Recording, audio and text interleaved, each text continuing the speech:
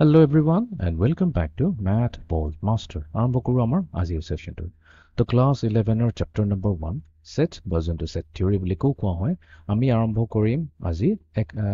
Exercise 1.5। তো exercise 1.5ত আমি mainly কথা পাতিম কমপ্লিমেন্ট অফ আ সেট। খুবই সিম্পল টপিক হয়। তো ইয়াতে যোনটো আমাৰ টেক্সট বুকত ডেফিনেশ্যন দিয়া আছে তো আমি ইয়াতে ডেফিনেশ্যনটো প্ৰথমতে আৰম্ভ নকৰোঁ। আমি এটা কাম কৰোঁ, আমি কমপ্লিমেন্ট অফ এ সেটটো এটা এক্সাম্পলৰে বুজিবলৈ চেষ্টা কৰোঁ, তাৰপিছত আমি এই ডেফিনেশ্যনটো চাম। অ'কে, তো কমপ্লিমেন্ট অফ এ সেট জানিবৰ কাৰণে প্ৰথমতকৈ আমাক সদায় লাগে এটা ইউনিভাৰ্চেল সেট। এতিয়া ইউনিভাৰ্চেল সেট কি হয়? ইউনিভাৰ্চেল সেট এনেকুৱা এটা সেট হয়, এইটো চবতকৈ ডাঙৰ সেট হয়, ঠিক আছে। তো লেটছ চে আমি এটা ইউনিভাৰ্চেল সেট লৈছোঁ আৰু ইউনিভাৰ্চেল সেটটোত কেইটামান এলিমেণ্টছ লৈছোঁ, যেনেকুৱা 1 2 3 4 5 6 7 8 আৰু 9। অ'কে, তো এই 9টা এলিমেণ্টছ লৈছোঁ আমাৰ ইউনিভাৰ্চেল সেটৰ। এতিয়া আমি কি কৰিম, এই ইউনিভাৰ্চেল সেটটো ইউজ কৰি পেলাই এটা সেট লৈছোঁ এ, such that এই সেটটোত এলিমেণ্টছখিনি আছে, লেটছ চে 2 আছে, দেন 4 আছে, 5 আছে, এণ্ড 8 আছে, ঠিক আছে। তো এই সেটটো আমি ক'লো যে এই সেটৰ এলিমেণ্টছবোৰ আছে 2 4 5 8 আৰু ডেফিনেটলি ইয়াতে আমাৰ যোনটো সেট এ হ'ব সেইটো কি হ'ব, সেট ইউৰ সাবসেট হ'বই হ'ব। এতিয়া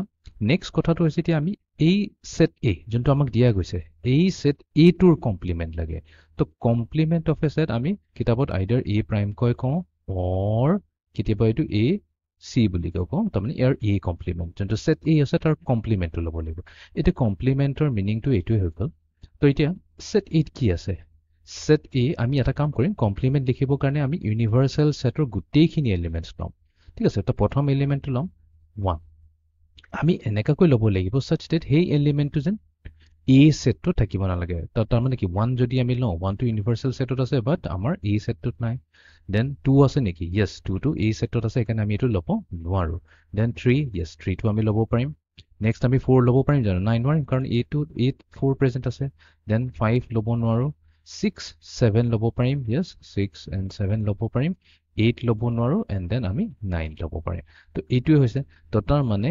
এ কমপ্লিমেন্ট মিনিংটো কি হ'ল, এ কমপ্লিমেন্ট লোৱাৰ মানে এইটো হ'ল এনেকুৱা এটা আছে যাৰ এলিমেণ্টছবোৰ এত প্ৰেজেণ্ট নাথাকিব, ঠিক আছে। তো এইটো হৈছে কমপ্লিমেন্ট অফ এ সেট। এতিয়া যদি আমি ডেফিনেশ্যনলৈ আহি যাওঁ, তো কৈছে late U B the universal set, ঠিক আছে। আমি এটা ইউনিভাৰ্চেল সেট লৈছোঁ ইউ,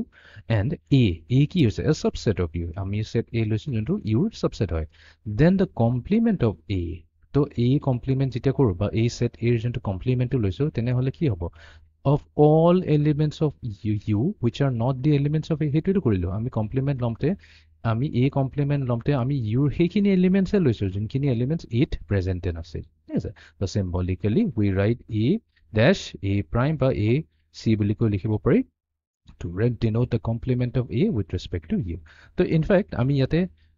এনেকাকৈতো ক'ব পাৰোঁ। তো ডেফিনেশ্যন আমাৰ যদি এই চেম বস্তুটো সেট বিল্ডাৰ ফৰ্মত আমি কওঁ তেনেহ'লে কি হ'ব, এ কমপ্লিমেন্ট কি হৈছে এটা সেট যাৰ এলিমেণ্টছবোৰ হৈছে এক্স, such that এক্স কি হৈছে x belongs to the universal set. এইটো ইম্পৰ্টেণ্ট হয়, আমি ইউনিভাৰ্চেল সেটৰ পৰাই ল'ব লাগিব এলিমেণ্ট এক্স, আৰু সেই এলিমেণ্ট এক্সখিনি ক'ত থাকিব নালাগিব, এত বিলঙে কৰিব নালাগিব, তাৰমানে এই এক্স এত প্ৰেজেণ্ট নাথাকিব। অৰ আমি এনেকৈ ক'ব পাৰোঁ যে এই কমপ্লিমেণ্ট মানে কি কৰিলোঁ, একচুৱেলি আমি ইউ গোটেইখিনি এলিমেণ্টছ লৈছোঁ যোনখিনি এত প্ৰেজেণ্ট নাই, তো ইন আদাৰ ৱৰ্ডছটো আমিতো ইউ মাইনাছ এ কৰিলোঁ। তো এই ডেফিনেশ্যনৰ পৰা আমি এনেকুৱাকৈও ক'ব পাৰোঁ, অৰ যদি আমি এটা সেট লওঁ এ আৰু তাৰ কমপ্লিমেণ্টৰ লগত এড কৰি দিওঁ তেনেহ'লে আমাক কি দি আছে, এইটো ইউনিভাৰ্চেল সেটটোৱে দি আছে, ফাইন। অ'কে,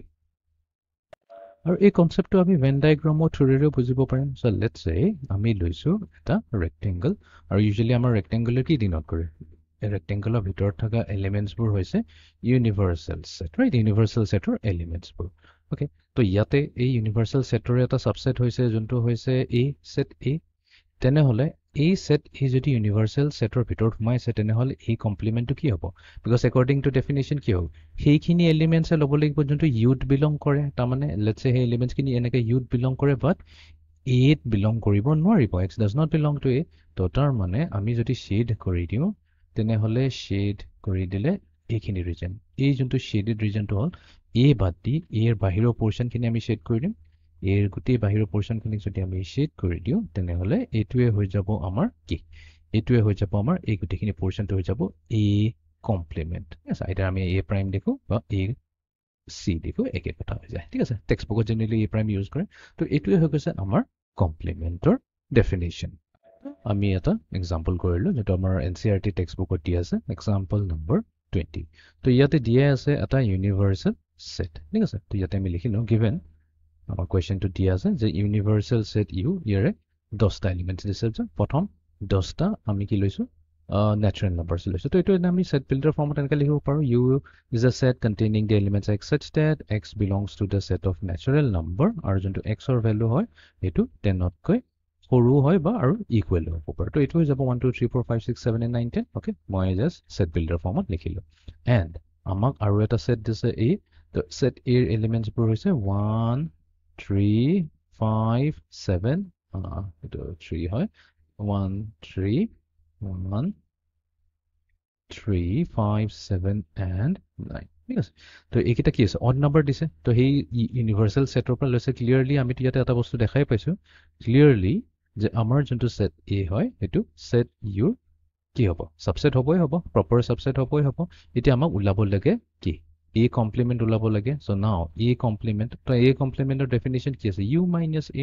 তো u minus a মানে কি আমি ইউনিভাৰ্সেল সেটৰ হেখিনি এলিমেন্টছ লম যোনটো e প্ৰেজেন্ট নাই তো তাৰ মানে কি 1 3 5 7 9 এখিনি গুছাই দিম তো 1 3 5 7 9 এখিনি গুছাই দিলে আমাৰ তাত কি থাকিলে গুটি ইভেন নাম্বাৰছ খিনি থাকিলে ন 2 4 6 8 and 10 তো এটোৱে হৈ যাব আমাৰ a কমপ্লিমেন্টৰ ভ্যালু ওকে এতিয়া আমি যাও নেক্সট এক্সাম্পলটো লৈ ওকে নেক্সট এক্সাম্পল তো এটো এক্সাম্পলত কৈছে যে u be the universal set of all the students of class 11 of a co-educational school এটা co-educational school মানে কি co-educational schoolত আমাৰ লৰাও থাকে ছোৱালীও থাকে ওকে মিক্সচাৰ হৈ থাকে তো ইয়াতে কোৱেশ্চনটো দিছে যে আমাৰ যোনটো ইউনিভাৰ্সেল সেট হৈছে u ইউনিভাৰ্সেল সেট কি হৈছে এটা সেট যাৰ এলিমেন্টছ বোৰ হৈছে x such that x belongs to আমি এখানে লিখি দিম all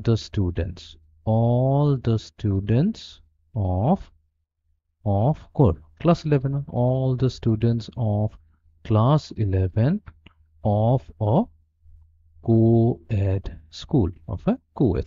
co-ed school or class 11 or গোটেইখিনি students বোৰ collection toke আমি universal set বুলি কৈছো and a কি হৈছে a কৈছে set of all girls just simply set of all girls বুলি লিখি দিছো set of all girls okay এতিয়া আমাক কি দিব দিছে আমাক উলিয়াব দিছে ইয়াতে a complement এতিয়া a complement মানে কি হ'ল u minus a তো আমাৰ কি আছে u হৈছে all the students গোটেইখিনি students class 11 ৰ যত co-ed স্কুলৰ হয় তো co-ed বুলি কৈ দিয়াৰ মিনিং তো কি আছে লৰা আছে ছোৱালীও আছে এতিয়া লৰা প্লাস ছোৱালীৰ পৰা যদি আমি ছোৱালীখিনি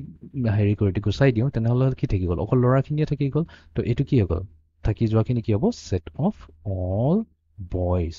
ঠিক আছে set of all boys core set of all boys of class 11 ঠিক আছে set of all boys of class 11 আৰু এটো আছে set of all girls of class 11 এটো বহুত ইম্পৰ্টেন্ট বেলেগ ক্লাছৰ কথা কোৱা না অকল class 11 ৰ কথাই আমি পাতি আছো ওকে তো এইটোৱে আছিল আমাৰ এক্সাম্পলটো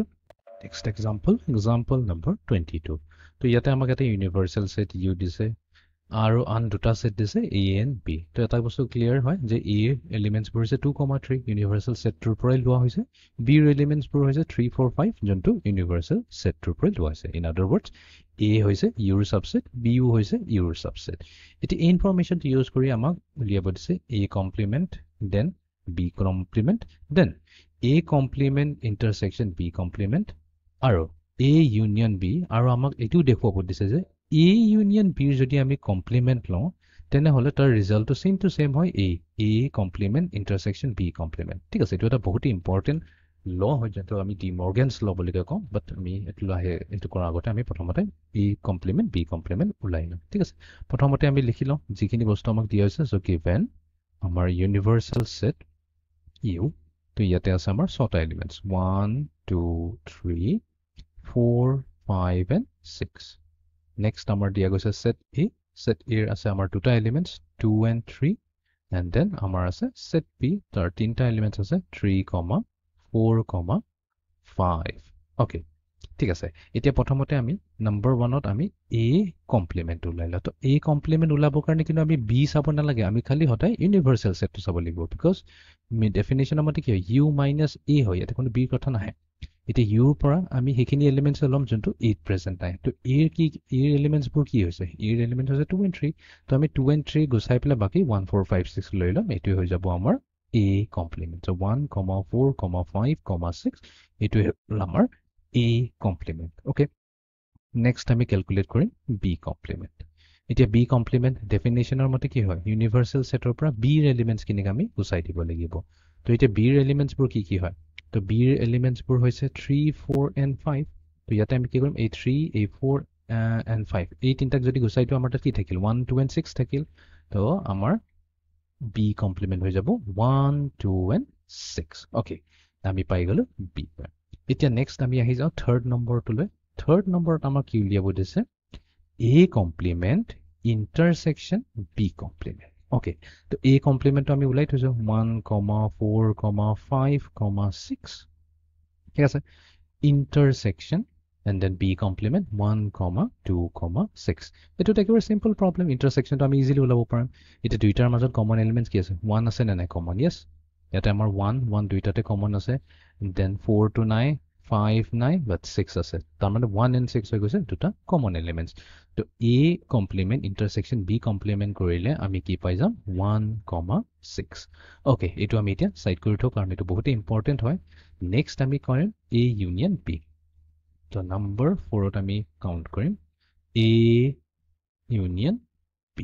তো a union b টো একেবাৰে সিম্পল a union b কি হয় a এর গুটেখিনি এলিমেন্টস 2 3 b এর গুটেখিনি এলিমেন্টস 3 4 5 but 3 টো অলৰেডি আমি লিখিলো ইয়াত সেইকাৰণে আমি only 4 and 5 লিখিম so 2 3 4 and 5 এটো হৈ যাব আমাৰ a union b